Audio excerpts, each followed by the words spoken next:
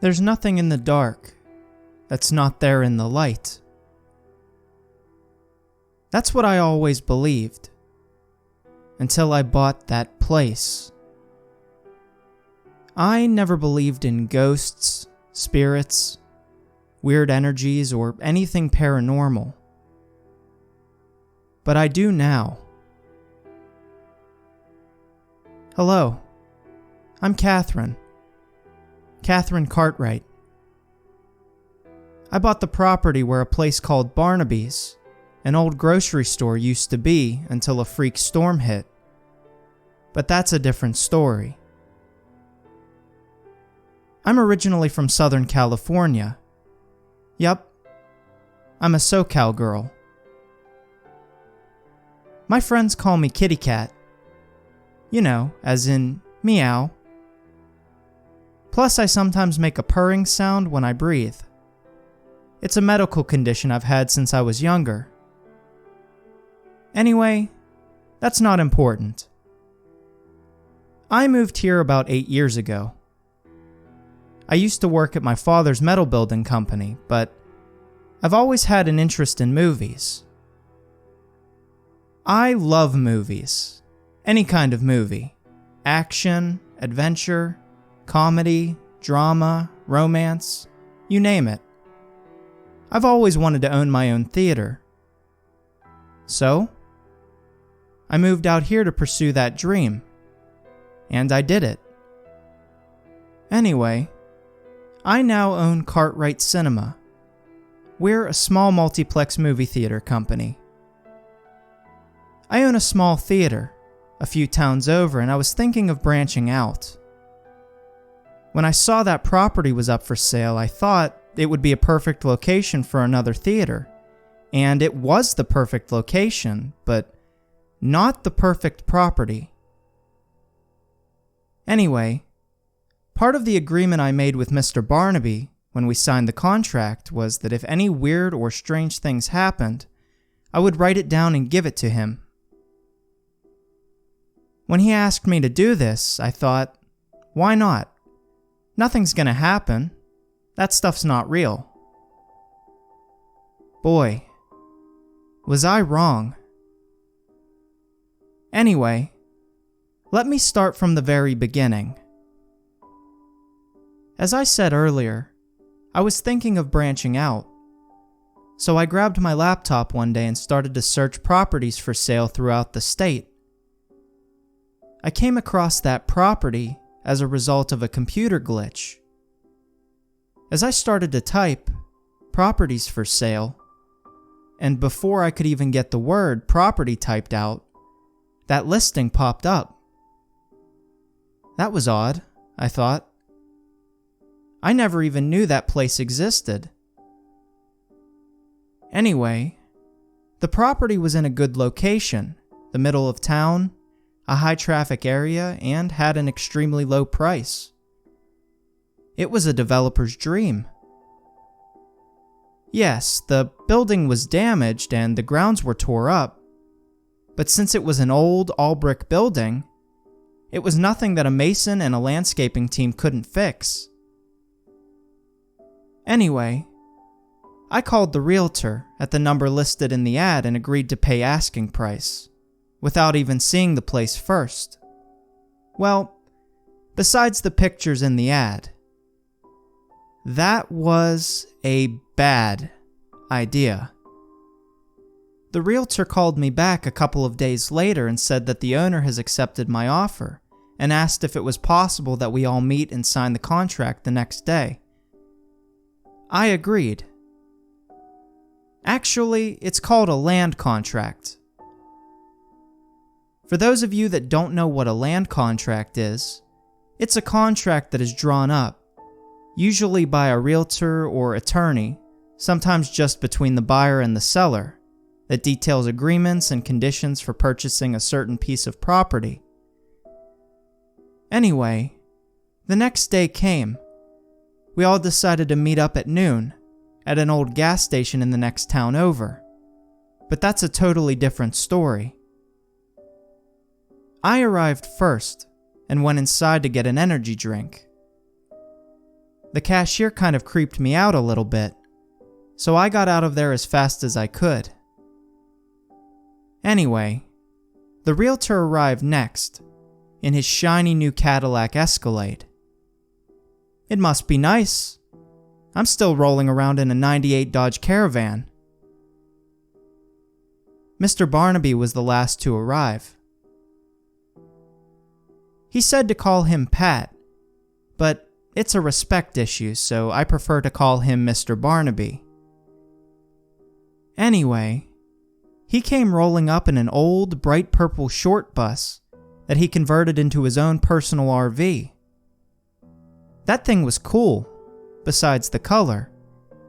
It looked like a big Barney bus. I wonder if his color choice had anything to do with his last name. You know, Barney, Barnaby, I don't know. Anyway, he let me check it out after we signed the contract and said that he was going to do some traveling, just to get away from everything. If I knew then what I know now, I would have went with him.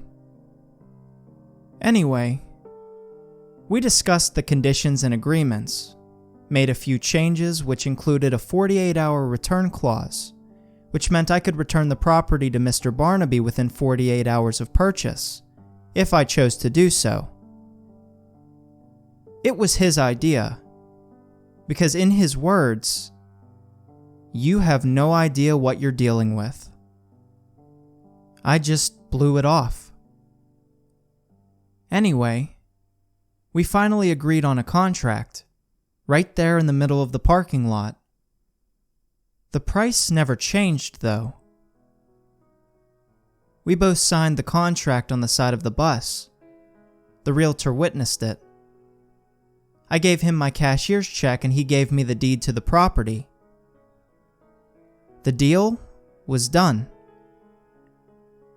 The realtor gave us each a copy of the contract, then got in his car and left. Mr. Barnaby and I talked for a while. He's a really nice guy. Anyway, let me tell you about this bus. Not that it has any relevance to the story, but like I said, this thing was cool. We talked for about a half hour, as he explained everything he had done to it. He had taken out all the seats, put plywood down as a floor, and then put a yellow carpet on top of that. He framed the whole interior with 2x4s, put installation between the wood, and covered the walls and ceilings with drywall, and painted it mint green. That wouldn't have been my color of choice, but it's his bus, so okay. Anyway, he left the windows and rear exit door exposed.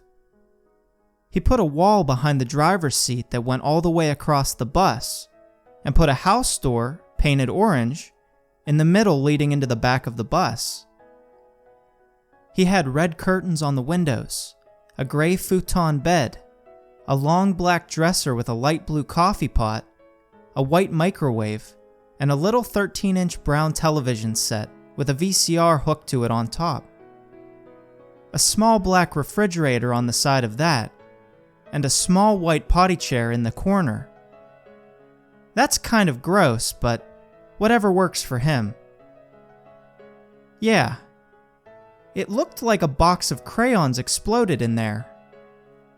Anyway, his power source was a power strip connected to a car battery, connected to the original battery.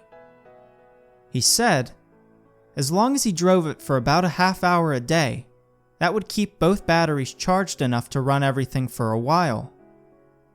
Anyway, I'm getting way off track here. Okay, back to the story.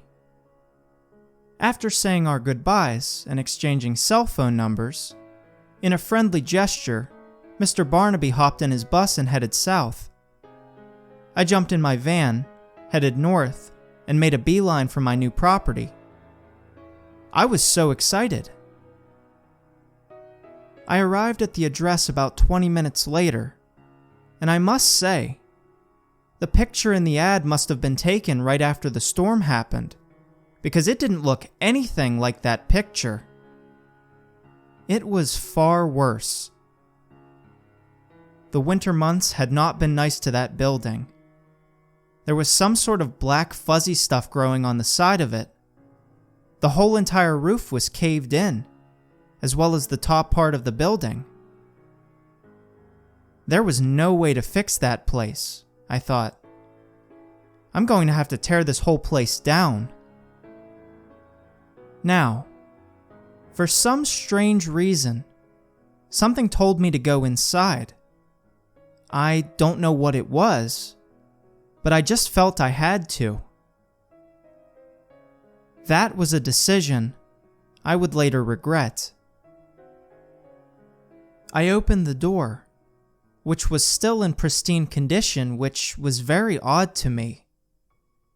Anyway, I opened the door and stepped inside, and as soon as I did, it was like I stepped into a time capsule or something. The store was in full operation, fully intact and open for business. What the what? I stood there in shock. There were people in there shopping, employees everywhere. The roof was back on. The lights were on as well, as 80s top 40 hits played over the radio. It was business as usual. How could that be possible? I don't know how long I stood there, just watching. Suddenly, out of the corner of my eye, I noticed something at the entrance to the hallway that led to the bathrooms. I only know this because of the sign hanging from the ceiling that said restrooms with an arrow pointing up. Anyway, I saw an old Indian medicine man dancing around and chanting. I don't know what he was saying, but he started making a pushing motion with his arms in my direction. After each time he did this, he would slap the front of his thighs, and then do the pushing thing again. I'm starting to freak out at this point. He did this about 3 or 4 times. Then I suddenly began to feel lightheaded, really lightheaded, and eventually passed out. I woke up, half submerged in this wretched-smelling, fungus-infested, freezing cold water. I opened my eyes to see 5 Native Americans in a circle, staring down at me. It looked like that Straight Outta Compton album cover by NWA, except with Indians. Yeah, I'm a huge Ice Cube fan. I have all his albums, and seen all his movies. But, I must say, that day was not a good day. Anyway, I closed my eyes and screamed as loud as I could. I opened my eyes once again, and they were gone. And so were all the people, and a beautifully pristine store. What the hell just happened? What the hell is going on here? I laid there on the floor, which was covered in about a foot of this nasty, wretched water, staring up at the sky because the roof was no longer there. I sat up to see the interior of the building totally demolished and falling down around me. Light fixtures hanging by their wires off of steel beams. Twisted chunks of metal laying in front of me, being only what I can assume were cash registers. Pieces of wooden shelving floating in the water. Cans and bags of all kinds of different product floating in the water as well. I felt something hit my right thigh. I looked down and saw a severed hand. I jumped to my feet, screamed like I was losing my mind as I ran out of the door soaking wet. 2 boys that looked like they were about 12 or 13 were riding their bikes past the building as I came out screaming. They crashed into each other as they stared at me, running in my soaking wet white t-shirt and jeans. I guess I really gave them quite a show. How embarrassing. Anyway, I hopped in my van, called Mr. Barnaby and told him what happened, and that I was invoking the 48-hour clause. The deal was off. I wanted my money back, and he could keep that place. I swear, I could hear the corners of his mouth rising up to form a smile, as he nonchalantly said, "Okay, I thought you would." We agreed to meet at the realtor's office the next day, where I handed him back the deed to the property, and he gave me back my check.